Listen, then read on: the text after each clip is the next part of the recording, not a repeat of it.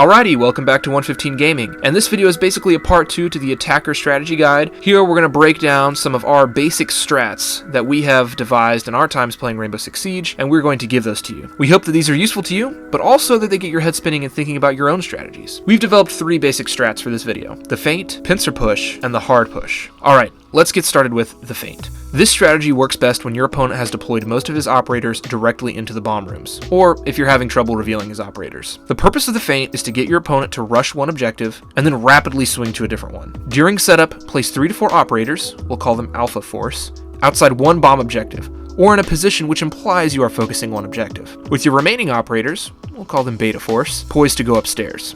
During rounds 1 to 2, make your way to the fake objective, clearing cameras, using gadgets, and revealing operators along the way. If you can directly engage operators in the bomb room or throw a gadget in there, even better, as your opponent will most likely rotate his defenders to the objective you are assaulting. Going into rounds 3 and 4, instead of taking control of the fake bomb, take your alpha force and set up a screen between the bomb rooms, effectively dividing the map. Use beta force to take control of the other bomb, the real objective. Even if beta force encounters heavy resistance, you can still use alpha to collapse onto the intended objective as the game goes on. Alternatively, if your opponent calls your bluff and does not rotate his forces, you can concentrate all your operators on a single target once they are in position. The pincer push.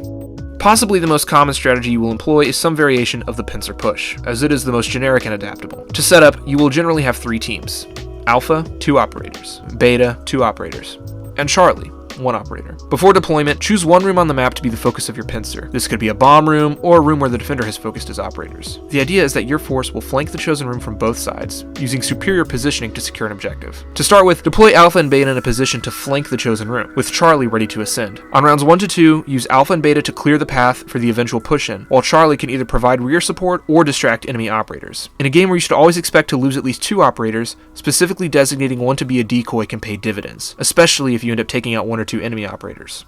In rounds 3 to 5, both Alpha and Beta should collapse inwards, flanking the chosen room. Pay special attention that the enemy does not outflank your flanking maneuver, and if you need to collapse one of the pincers early to save the operators, do so. The idea of this strategy is that the enemy operators will be surrounded and unable to reposition while you slowly squeeze them out. This strategy works well for most games, as it is easily adaptable while also giving you good map coverage.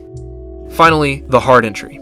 An incredibly simple, but also dangerous strategy. The hard entry works best if you are fairly certain one objective is weakly guarded. The idea of the hard entry is to group all of your operators into a single force and push a single objective, grouping them together so that all angles can be overwatched as you deploy. The biggest weakness, however, is that you can be easily outflanked by roaming defenders, and you are closely grouped, making a juicy target for gadgets like impact grenades or nitro cells. However, if your opponent has deployed his operators in a weak position, this can be the most effective way to punish them. Be wary of upstairs access points, as your opponent can use them to rapidly outflank you.